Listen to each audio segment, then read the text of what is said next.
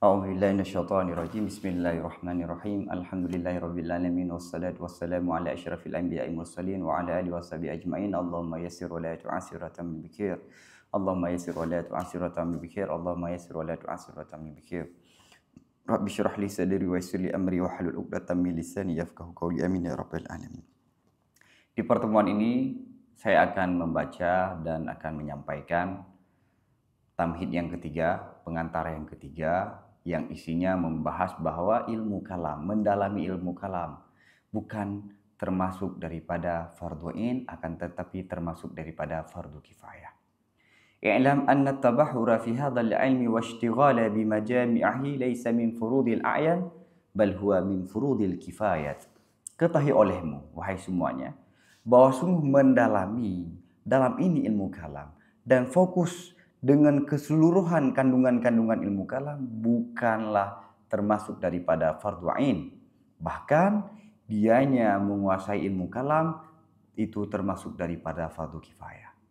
Jadi Imam Ghazali menyampaikan, sebagaimana Imam Ghazali juga menyampaikan dalam kitab Ihya Ulumuddin, bahwa mendalami, menguasai itu bukanlah diberi tanggung jawab kepada semua muslim mukallaf. Akan tetapi menguasai ilmu ini itu diberi tanggung jawab bagi sebagian orang. Jika ada sebagian yang menguasai ilmu ini, maka yang lain tidak berdosa. Akan tetapi jika tidak ada seorang pun yang mempelajari ilmu ini, maka satu wilayah itu semua berdosa. Karena ilmu ini adalah bagian daripada fardu kifayah. Fa'amma annahu laysa min furudil a'yan faqad ittadaha laka burhanuhu fi tamhidits tsani. Alasan kenapa dia bukan fardu ain. Fa'amma, maka adapun bahwasanya ilmu kalam bukan daripada fardhu ain, maka sungguh telah jelas bagimu oleh dalil burhannya pada pengantar yang kedua. Jadi jelas pada pertemuan yang lalu Imam Ghazali sudah menyampaikan kenapa ilmu kalam ini bukan daripada fardhu ain. Karena ilmu ini tidak diwajibkan dipelajari oleh semua orang. Karena iman itu ya percaya yang kuat, tasdik, percaya yang yakin, yang timbul dari hati manusia. Jika itu hasil, maka dia sudah selesai dalam tanggung jawab keimanan. Adapun pendalilan sebagaimana yang dilakukan oleh mutakallim itu tidak wajib dilakukan oleh semua orang. Ittabayyana annahu laysa yajibu ala kafatil khalqi illa tasdiqul jazimu wa tathhirul qalbi anir raibi wa syakki fil imani. Karena jelaslah bahwa ilmu bahwasanya tidak wajib di atas semua manusia kecuali apa yang wajib, meyakini yang kuat, keyakinan yang kuat, dan membersihkan hati daripada keraguan, wasyak dengan makna yang sama dalam keimanan. Jadi yang wajib, yang diberi tanggung jawab oleh Allah bagi semua manusia adalah keyakinan yang mendalam, keyakinan yang kuat, dan membersihkan hati daripada keraguan-keraguan terhadap keimanan. Jadi Imam Ghazali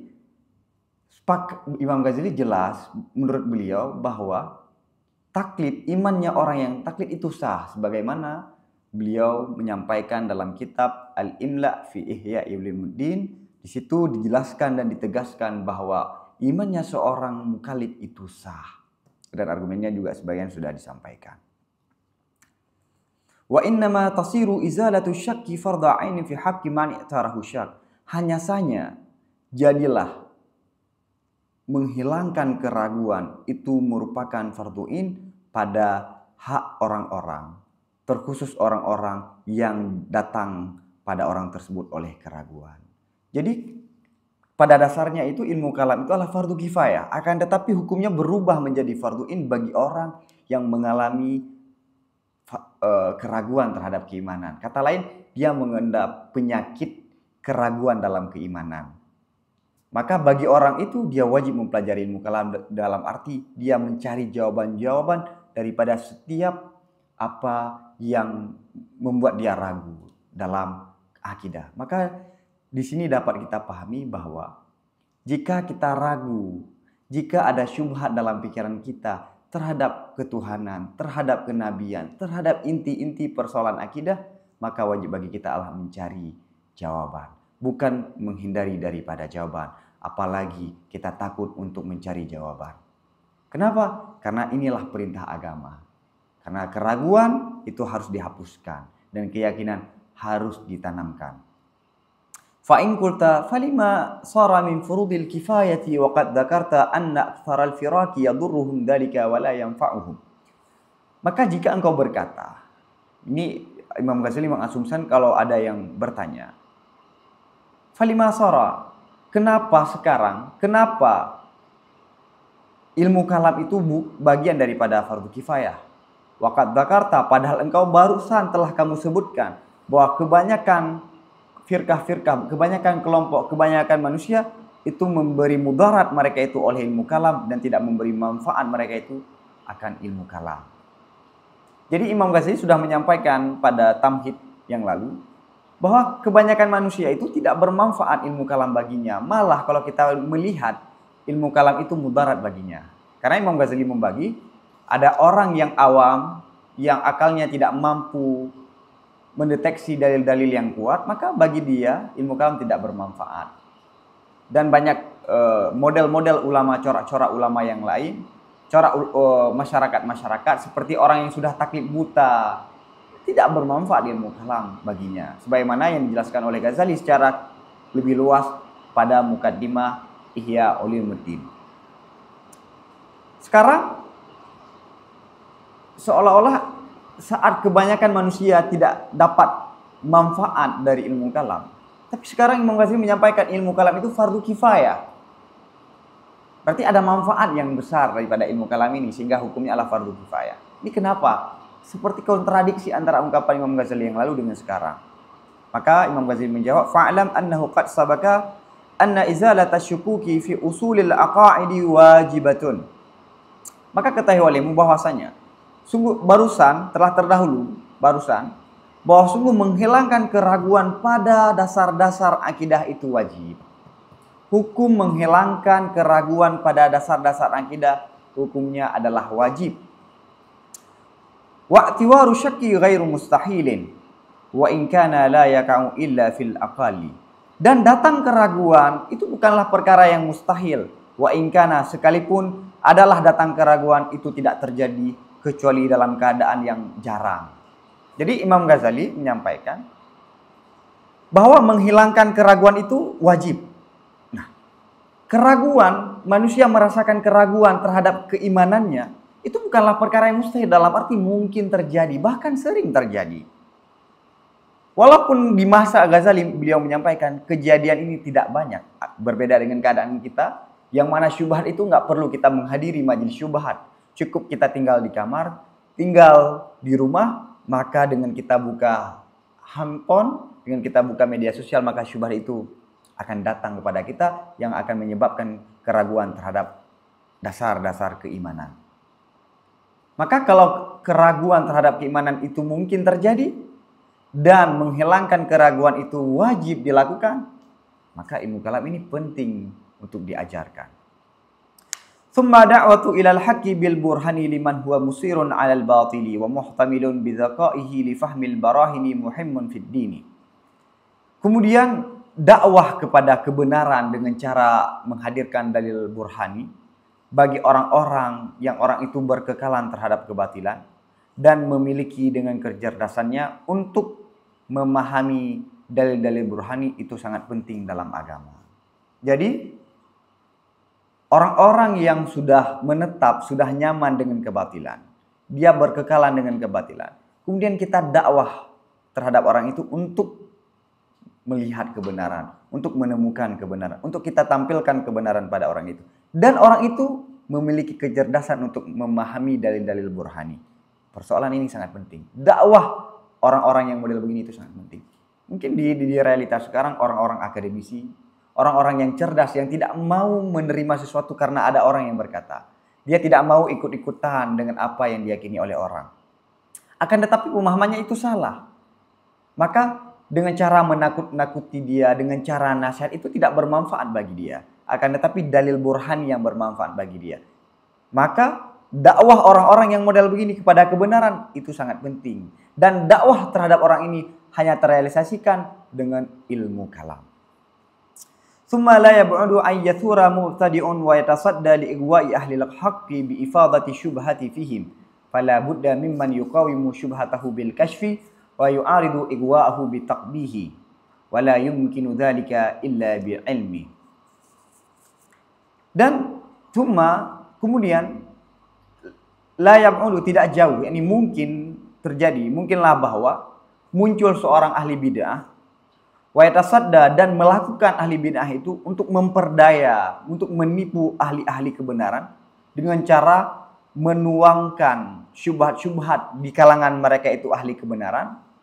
Maka saat kalau ini terjadi, fala budda, maka wajib, maka mesti daripada orang-orang, maka fala budda, maka wajib daripada orang-orang yang melawan akan syubhat ahli bidah ini dengan cara membongkar, wa yu'aridu, dan dia akan menentang penipuannya dengan cara takbih, menampakkan di mana letak keburukannya.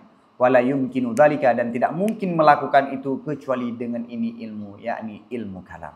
Jadi Imam Ghazali menyampaikan, mungkin terjadi hadir ada seorang ahli bid'ah, dia menyampaikan syubhat-syubhat kepada orang-orang yang sudah beriman dengan kebenaran. Ini sering terjadi di realita kita sekarang. Maka jika ada ahli bid'ah yang datang begini, yang menebarkan fitnah di kalangan ahli kebenaran, maka harus ada orang yang melawan, yang membongkar di mana kekeliruannya, dan yang mampu melawan dan menampakkan di mana keburukan pikirannya. Dan bagaimana dia bisa melakukan ini? Bagaimana dia bisa membongkar ini kecuali dengan ilmu kalam? Maka ada seorang mengatakan, andai kita hidup di zaman yang tidak ada konflik akidah, seperti kalau di sekarang mungkin di Tarim, apakah ilmu kalam itu wajib? Naam, wajib. Sebagaimana perang, apakah kita mempersiapkan perang saat perang itu datang? Kan tidak.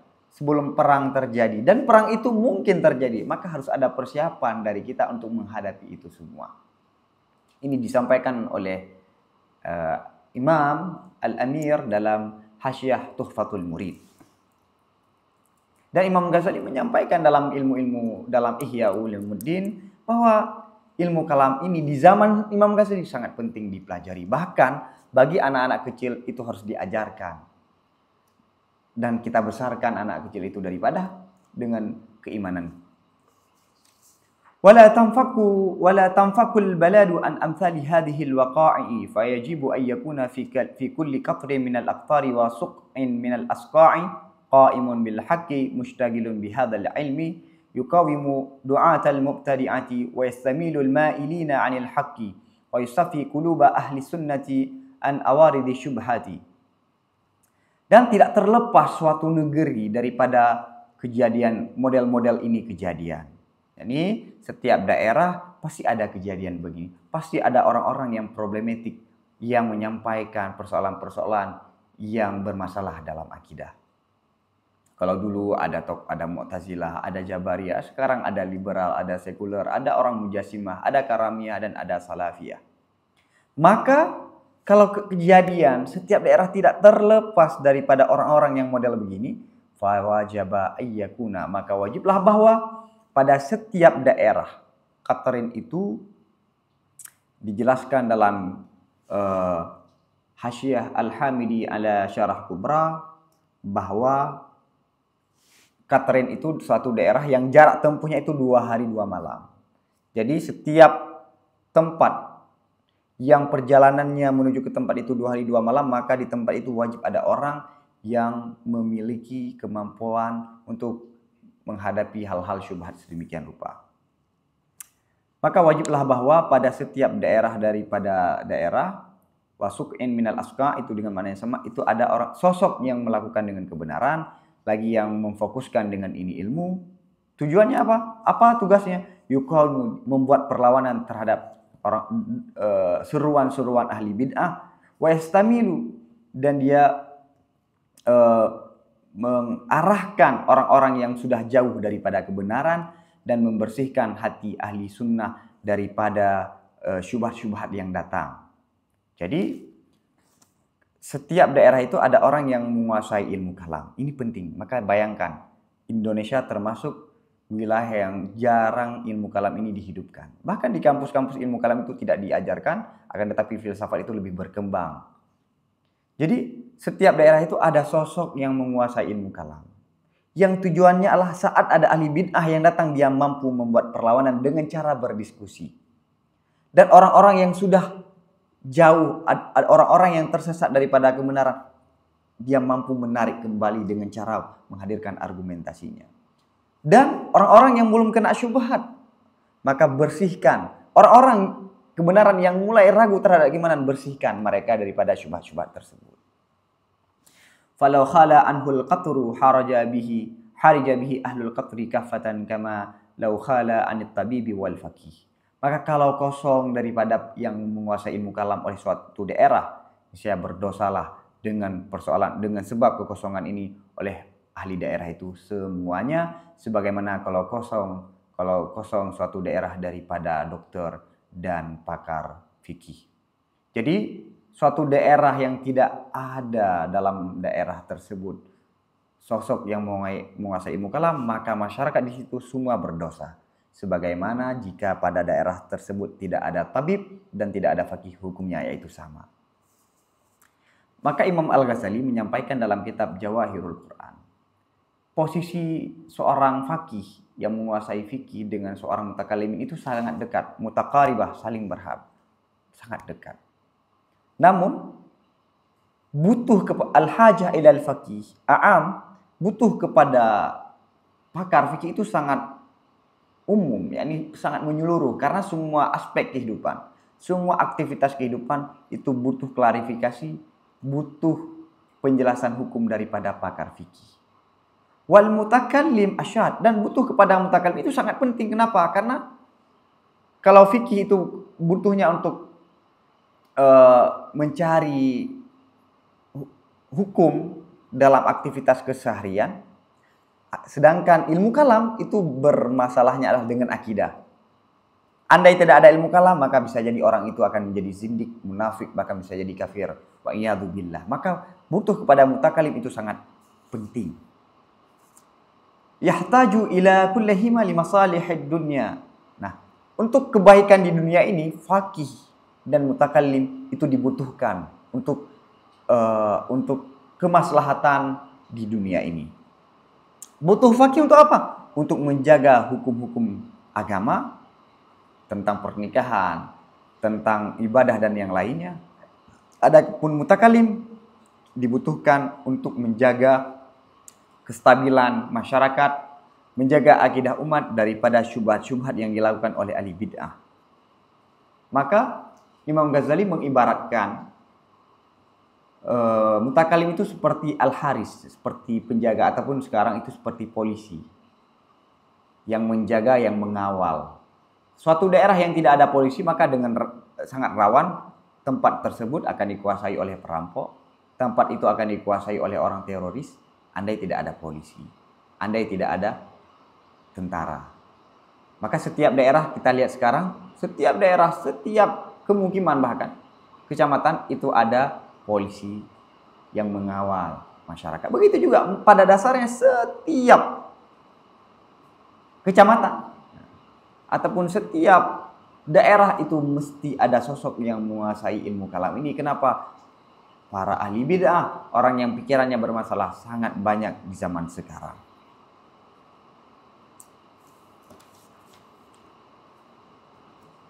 Naam, man anisa min nafsihi ta'allum al-fiqhi awil kalami wa syaghara suq'u 'anil qa'imi bihima wa lam yattasi' zamanuhu lil jam'i bainahuma wastafta fi ta'ini ma yashtaghilu bihi minhuma aw jabna 'alaihi al-ishtighala bil fiqhi fa innal hajata ilaihi a'ammu wal waqa'i'a fihi aktsar. Naam, namun Imam Ghazali barusan menyamakan antara seorang faqih dengan seorang mutakallimin. Kebutuhan masyarakat terhadap mutakallimin dan terhadap faqih itu sama. Apakah sama dalam semua sisi? Dalam arti, nah, ini Imam Ghazali akan memberi asumsi andai kejadiannya begini. Man anisa, orang-orang yang sudah terbiasa daripada dirinya akan mempelajari fikih ataupun ilmu kalam. Wa syaghara, dan kosong suatu daerah itu daripada yang menguasai daripada ilmu kalam dan ilmu fikih. Walam yattasi, dan tidak cukup waktunya seorang itu untuk menggabungkan dengan di antara dua ilmu ini, yakni ilmu kalam dan ilmu fikih. Wastafta, dan dia meminta hukum fi ta'yini ma yashtaghilu bihi minhuma. Dia meminta hukum dalam menentukan apa yang dia fokus dengan ilmu itu daripada dua ilmu ini. Niscaya kita wajibkan terhadap orang itu akan fokus dengan fikih. Kenapa? Karena butuh kepada fikih itu lebih umum dan kejadian pada fikih itu sangat banyak. Jadi, andai seorang sudah mempelajari fikih, pada suatu daerah ada seorang mempelajari fikih ataupun ilmu kalam. Kebetulan suatu daerah itu kosong yang menguasai dua ilmu ini. Bisa jadi dia menguasai fikih. Dan tidak cukup waktu lagi untuk menggabungkan, yakni untuk mempelajari ilmu yang lain, yakni ilmu kalam. Jadi kata lain, ada waktu 2 tahun untuk dia kuasai fikih. Cuma 2 tahun, ataupun dia kuasai ilmu kalam. 2 tahun itu tidak cukup untuk menguasai dua ilmu ini. Maka dia kalau dia bertanya ilmu apa yang harus dia dahulukan untuk mempelajarinya, Imam Ghazali mengatakan kita akan mewajibkan kepadanya ilmu fikih harus dia pelajari. Kenapa? Karena butuh kepada fikih sebagaimana barusan saya sebutkan, sangat umum, sangat menyeluruh, dan kejadian-kejadian yang kita butuhkan terhadap konfirmasi daripada fikih itu sangat banyak. Ini tidak mengurangi kebesaran ilmu kalam ini, karena ada sebagian orang yang salah memahami teks Imam Ghazali ini seolah-olah ilmu kalam itu tidak penting. Enggak. Ilmu kalam itu sama pentingnya seperti fikih. Ini andainya ada sesuatu daerah yang kosong daripada orang yang menguasai dua ilmu ini. Apa yang harus dia lakukan? Ya pastilah ilmu fikih. Fala yastagni ahadun fi lailihi wa naharihi 'anil isti'anati bil fikhi. Maka tidak ada seorang pun yang tidak membutuhkan pada malamnya dan siangnya daripada bantuan dengan fikih. Maka setiap saat siang dan malam kita membutuhkan kepada fikih. Wa'tiwaru syukukil muhwijati ila ilmil kalam nadirun bil idafati ilaihi. Dan datang keraguan-keraguan yang keraguan itu membutuhkan kepada ilmu kalam itu jarang dengan menisbah, dengan melihat kepada fikih. Jadi kalau ada datang keraguan pada keimanan manusia, yang mana untuk menghilangkan keraguan itu butuh kepada ilmu kalam, ini jarang terjadi dengan melihat kepada kasus fikih. Makna jarang di sini, dia itu banyak. Tapi kalau kita lihat ke realita fikih, kebutuhan terhadap fikih, dia itu termasuk jarang. Kama annahu law khalal baladu 'anit tabibi wal faqihi kana ishtighalu bil fikhi ahamma. Li'annahu yashtariku fil hajati ilaihi al jamahiru wad duhama. Sebagaimana bahwasanya kalau kosong suatu daerah daripada tabib, seorang dokter dan seorang faqih, niscaya fokus dengan fikih itu juga lebih penting. Karena bahwasanya kenapa? Karena bahwasanya sama-sama dalam membutuhkan kepada fikih oleh mayoritas waduhama, yakni masyarakat umumnya. Begitu juga ini bukan cuma kepada ilmu kalam. Andai suatu daerah itu tidak ada dokter dan tidak ada seorang faqih, ada seorang yang mampu menguasai salah satu ilmu ini, maka ilmu apa yang harus dia dahulukan?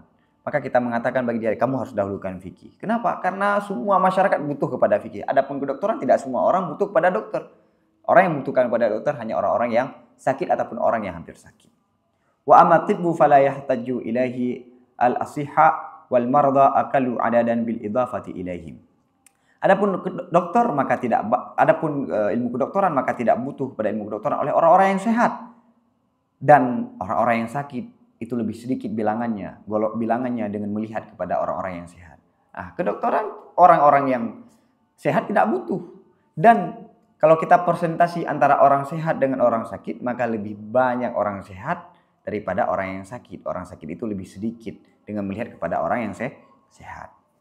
Tsummal maridu la yastaghni 'anil fikhi kama la yastaghni 'anit tibbi. Kemudian orang yang sakit itu tidak membutuhkan. Kemudian orang sakit itu membutuhkan kepada fikih sebagaimana dia membutuhkan kepada ilmu dokter. Seorang yang sedang sakit Dia juga butuh fikih sebagaimana dia butuh dokter. Karena bagaimana dia sholat. Karena walaupun dia sakit, sholatnya masih wajib. Dan hukum-hukum yang lainnya juga masih terikat kepadanya. Wa hajatu ila tibbi li hayatihi al-faniyati wa ila al-fiqhi li hayatihi al-baqiyah wa syatani ma bainal hayatain. Butuhnya seorang yang sakit kepada kedokteran, kepada ilmu dokter untuk hidupnya yang fana, dan kepada fikih untuk hidupnya yang kekal, dan dua yang berbeda di antara dua kehidupan ini. Orang yang sakit dia butuh dokter, butuh ilmu kedokteran untuk apa? Untuk keberlangsungan hidupnya di dunia yang fana. Maksudnya hidupnya itu walaupun dia sembuh dengan obat, dia akan tetap mati, akan fana, akan berakhir. Adapun fikih, dia butuh pada fikih untuk kehidupannya yang selamanya. Dan kehidupan ini dua yang sangat berbeda. Maka andai ada suatu daerah yang kosong dari seorang fakih dan seorang yang tabib, maka kita wajibkan baginya untuk mempelajari fikih. فإذا نسبت ثمرة الطب إلى ثمرة الفقه علمت ما بين المثمرين ما بين الثمرتين. Maka apabila engkau hubungkan akan buah daripada ilmu kedokteran kepada buah ilmu fikih, niscaya engkau mengetahui bahwa sungguh sesuatu yang ada di antara yang membuahkan itu perkara yang ada di antara dua buah. Jadi hasil ilmu fikih, hasil ilmu dokteran, coba bandingkan, maka kita akan mengetahui hasil fikih dengan hasil ilmu kedokteran. Kalau kita hubungkan keduanya, kita akan mengetahui fikih, yakni berarti apa? Pohonnya, yakni fikihnya, dokternya, ilmu kedokterannya dua yang berbeda juga. Jadi kalau kita tahu hasilnya saja berbeda, maka yang pabrik yang menghasilkan ini, ilmu yang menghasilkan ini dua juga yang berbeda. Wa yadulluka ala anna al-fiqha ahammul ulumi ishtighal as-sahabati bil bahthi anhu fi musyawaratihim wa mufawadatihim. Dan dalil wa yadulluka dan memberi dalil akanmu terhadap bahwa sungguh fikih itu ilmu yang paling penting, itu sibuknya para sahabat dengan membahas daripadanya fikih dalam musyawarah mereka itu, wa mufawadah, dan dalam interaksi mereka itu. Dan dalil yang bisa menunjuki kepada kita bahwa fikih itu ilmu yang sangat penting, para sahabat sangat sibuk dengan membahas fikih, baik dalam pertemuannya, dalam musyawarah, selalu mereka menyibukkan dengan persoalan fikih. Wala yaghurannaka ma yuhawwilu bihi ma yu'addimu sina'atal kalami min annahu aslu wal fiqhu far'un lahu. Fa innaha kalimatun haqqin walakinnaha ghairu nafi'atin fi hadzal maqam. Wala yaghurannaka, maka dan tidak menipu akanmu, wala yaghurannaka, dan tidak menipu akanmu oleh sesuatu yang merendahkan dengannya sesuatu akan orang-orang. Oleh siapa? Kamu jangan sampai wala yaghurannaka, jangan ditipu akanmu oleh sesuatu yang direndahkan dengannya sesuatu. Oleh siapa? Oleh orang-orang yang membesarkan ilmu kalam. Apa dalilnya? Daripada bahwa sungguh ilmu kalam itu asal dan fikih itu furu' baginya ilmu kalam. Kenapa? Fa'innaha, karena bahwasanya ucapan itu, yakni ilmu kalam itu dasar dan fikih itu furu', itu kalimat yang benar. Akan tetapi kalimat ini tidak bermanfaat pada ini makam, pada ini konteks. Jadi ini Imam Ghazali menyampaikan sendiri dalam Muqaddimah Al-Mustasfa, bahwa rentetan hierarki keilmuan dalam Islam, hierarki ilmu dalam Islam itu yang paling besar, yang paling umum adalah usul.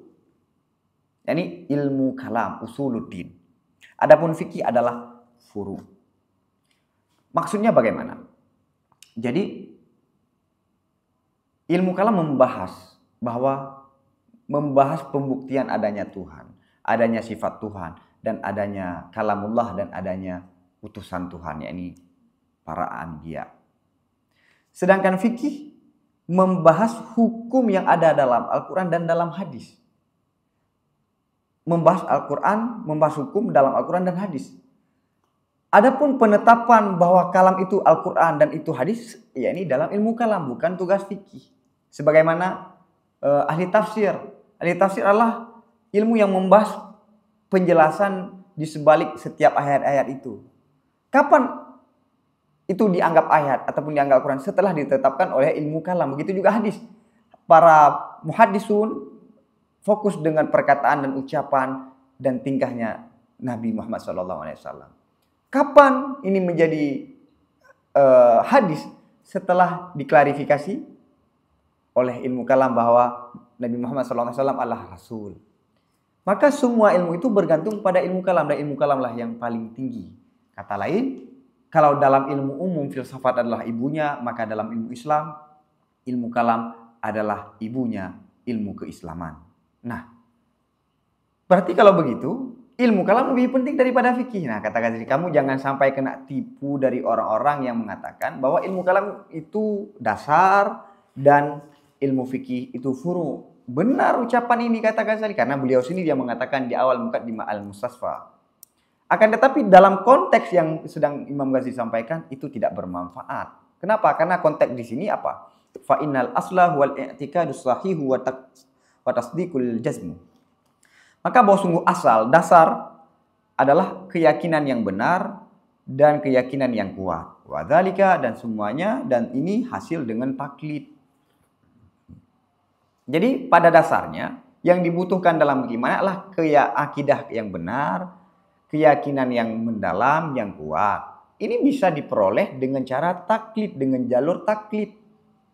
Tidak perlu membutuhkan kepada ilmu kalam. Ini lebih ke membahas apa yang seharusnya dilakukan oleh seorang manusia untuk bebas ataupun untuk bebas tanggung jawab ataupun untuk memenuhi kewajiban dia dalam berakidah. Apakah butuhkan pada ilmu kalam? Tidak. Taklid pun sudah hasil sebagaimana yang disampaikan yang lalu. Sedangkan yang dibahas di awal Muqaddimah Al-Mustasfa itu hierarkinya. Adapun praktek sosialnya, ilmu lebih penting daripada asal kadang-kadang. Wal hajatu ilal burhani wa daqaiqil jadali nadiratun. Dan butuh kepada dalil burhani dan kedalaman-kedalaman dialog itu perkara yang nadir. Orang butuh kepada dalil burhani dan daqaiq jadal itu adalah perkara yang jarang. Maka termasuk yang diabaikan di zaman sekarang adalah bahwa kebanyakan manusia tidak semuanya sanggup dan memahami argumen-argumen yang disampaikan oleh ilmu kalam. Akidah dan ilmu tauhid yang kita sebarkan selama ini di semua masyarakat adalah argumen-argumen yang disampaikan dalam ilmu kalam. Yang kebanyakan itu dibangun dengan asas ilmu logika dan dengan perdebatan yang dibahas dalam ilmu adab bahas munadharah. Ini tidak semua orang yang sanggup untuk memahaminya. Kalau kita melihat sejarah, tidak semua ulama melakukan hal sedemikian. Dalam arti, kita perhatikan, ini orang manfaatnya dengan dalil Al-Quran, dengan dalil hadis. Maka kita lakukan, kita sampaikan kepadanya dalil Al-Quran dan dalil hadis. Maka coba lihat, orang-orang Salafi dan orang Wahabi.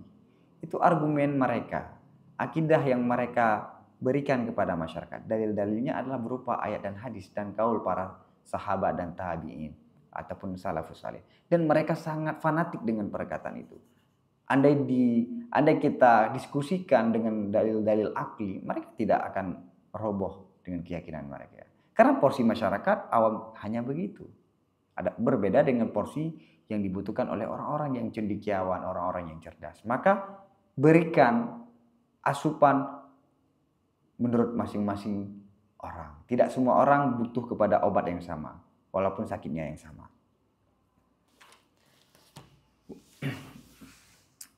Maka Imam Ghazali di sini butuh kepada dalil burhani dan dialog-dialog yang mendalam itu adalah perkara yang jarang. Ini bagi ada orang yang mengendap syubhat, ada orang yang berkekalan dalam kebatilan. Di sini ilmu kalam berperan. Wat tabibu aidan kat yulabbisu fayaqulu wujuduka wa wujudu badanika mawqufun ala sina'ati wa hayatuka manutatun bihi fal hayatu wasihatu awalan thumma ishtighalu bid-dini. Tadi kan beliau mengkritik ilmu kalam. Ini kamu jangan tertipu dengan orang yang mengatakan ilmu kalam itu asal sedangkan fikih itu furu'. Nah, ini ada juga orang-orang yang pakar dengan kedokteran, orang-orang yang belajar kedokteran mengatakan ilmu kami lebih penting daripada ilmu fikih. Wa tabib edan kadang-kadang memanipulasi dan mengatakan tabib itu, wujud kamu dan wujud badanmu itu butuh terhadap ilmuku, yakni ilmu dokter, dan hidupmu itu terikat denganku. Maka hidup dan sehat pertama sekali, kemudian fokus dengan agama. Nah, kamu ngapain fokus dengan agama? Karena untuk beribadah kamu perlu sehat dan perlu hidup. Maka wujudnya badan kamu itu butuh kepada ilmu kedokteran. Hidupnya kamu tergantung denganku, maka ilmu ini dulu baru ilmu agama. Ini juga termasuk manipulasi, ini termasuk logika falasi. Walakin la yakhfa ma tahta hadzal kalam min at-tamwihi wa qad nabbahna alaihi. Namun tidak kosong, tidak tersembunyi sesuatu di bawah ini, ungkapan daripada kesesatan, dan sungguh telah kami beritahu di atasnya kesesatan. Dan mengasih menyampaikan, kamu tidak perlu saya hadirkan dalil bahwa kalam ungkapan bahwa tabib itu adalah perkara yang bermasalah, dan mengasih sudah memberi tambih pada persoalannya ini, pada persoalan ilmu kalam tadi. Yani, naam, saya butuh. Apakah dengan saya hidup itu langsung butuh pada dokter? Enggak, kan kalau sakit bermasalah. Kalau sakit saya butuh, kalau enggak sakit kan enggak butuh. Sedangkan fikih, begitu saya balik saya membutuhkan kepada ilmu fikih. Cukup di sini pertemuan kita, insyaallah.